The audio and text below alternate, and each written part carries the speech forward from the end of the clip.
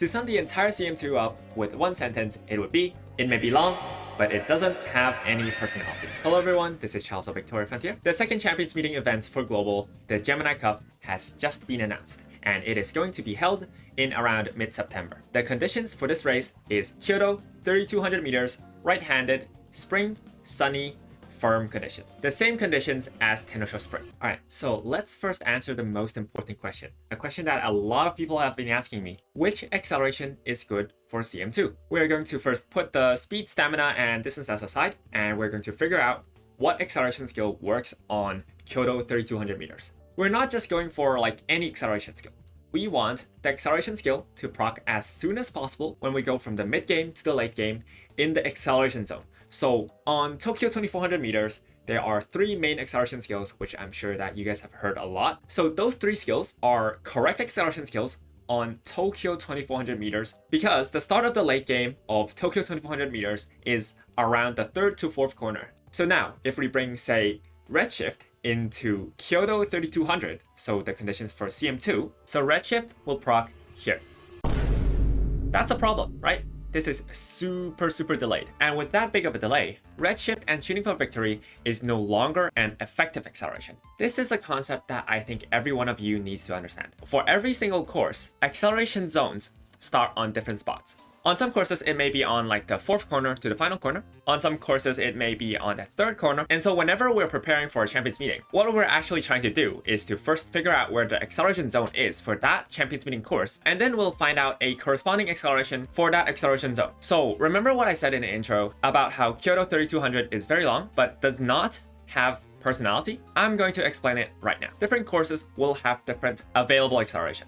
Some courses will have more available acceleration than the others. So for example, Tokyo 2400 meter, so CM1, has a lot of available acceleration. Acceleration zone starts on the third to fourth corner around here. So that means a lot of accelerations work, for example, like Iron, Redshift, and Shooting for Victory. With this idea in mind, since there's like more available acceleration, this also means that on Tokyo 2400 meters, a lot of characters will be viable on this course, and you can pretty much play any character and fit them with like any available acceleration and they'll do decently well. So Oshi PvP is a thing, and you can get quite far with any character. However, for Kyoto 3200, the third corner starts 167 meters away from the endgame. The endgame is literally on a string.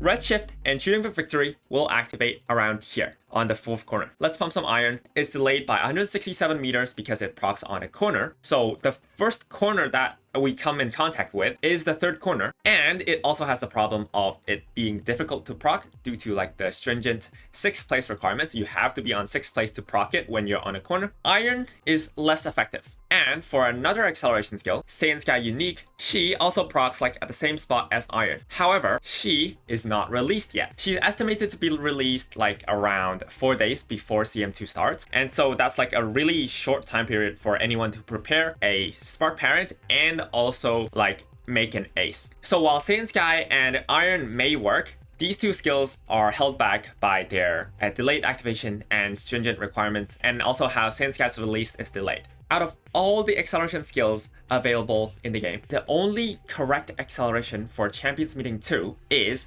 Straight Away Spurt. This is the only skill that works and the only skill that insta-procs when going into the late game. Straight Away Spurt and the gold skill Encroaching Shadow activates instantly entering the late game, blowing every other acceleration skill out of the water. This is like the only viable acceleration skill. I'm serious. I'm dead serious. And unfortunately, this skill also has the requirement of you needing to be N closer.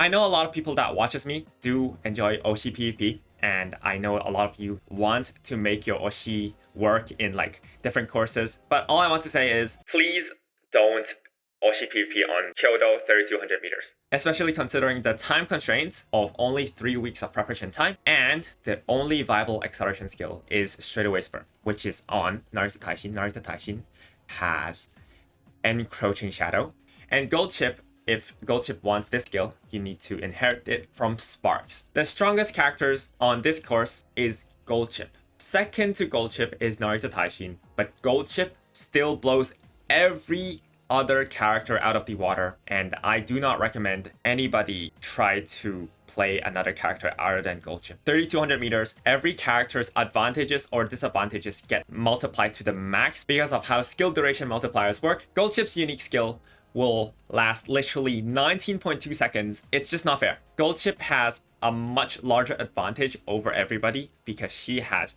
2 very reliable gold recovery skills. Go Home Specialist, which is her innate P5 gold recovery, and also she can get like Seiun Mejiro from Super Creek, which I know a lot of people are going to borrow. And considering that like the stamina requirement is so high, Goldship has a 20% stamina bonus and also a 10% power bonus. Power bonus is also quite important due to like the frequent uphills on this course. There's like 2 very long uphills on Kyoto. This is the only course I would ever suggest not Oshi PvPing in because the hurdle is way too high. And my recommendation is that you try your best to raise a viable gold chip and just slap straightaway spurt on her. You don't even have to get max speed because like a lot of people is not going to have enough stamina. This is like the stamina requirement. The stamina requirement is around 1700 or like 1600 to 1700. So every gold recovery skill in CM2 is going to be worth 290 to 300 stamina. Every white recovery skill is going to be worth around 80 stamina. So keep these numbers in mind. Try your best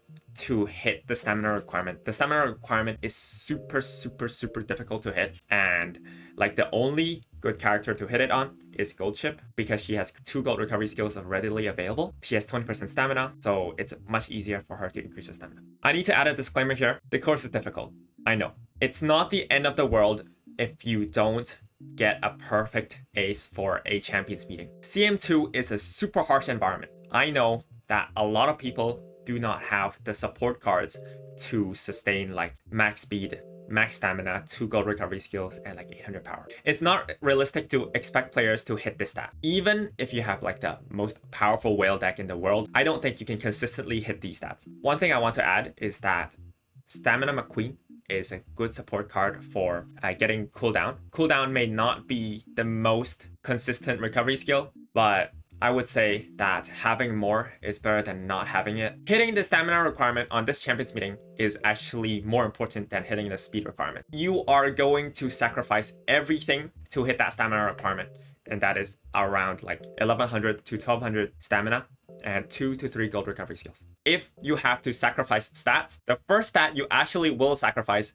is speed. We will sack wit, we will sack guts, we will sack power, we will sack speed, all for stamina. First, reach the stamina requirements and at least stamina check your opponents. At least be eligible to stamina check your opponents. You will try to increase as much speed as you can and also get like distance aptitude S. Then you move on to maybe you'll get like more wit or maybe you'll get more power. Just try to do your best to hit the objectives. For all the people that is looking to prepare for champions meeting, just look for stamina sparks, long sparks, and straightaway spurt sparks. These 3 will be the most important sparks in this champions meeting. Some notable unique skills, only speed unique skills I would recommend like using would be Mejiro McQueen's unique skill and Mejiro Ryan's unique skill. These 2 will probably be like the most impactful, and that's pretty much it. It's not the end of the world if you don't get that perfect spark. There's a really tight time constraint here.